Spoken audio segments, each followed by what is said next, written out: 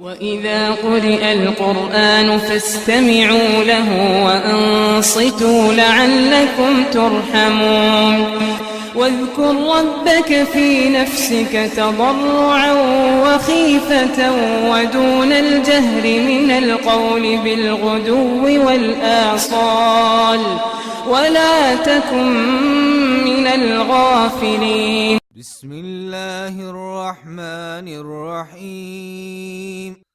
والضحى والليل إذا سجى ما ودعك ربك وما قلى وللآخرة خير لك من الأولى ولسوف يعطيك ربك فترضى ألم يجدك يتيما فآوى ووجدك ضالا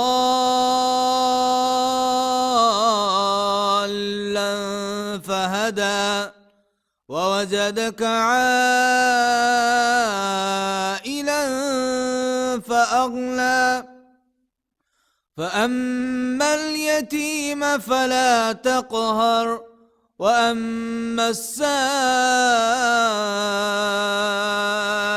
فلا تنهر وأما بنعمة ربك فحدث.